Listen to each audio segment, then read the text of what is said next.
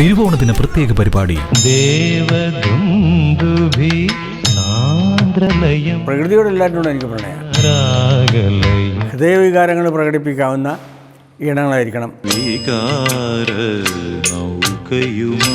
പ്രമദവനം പോലും ആ വാക്ക് പോലും ആ പടത്തിന് വേണ്ടി ഉപയോഗിച്ചതാണ്.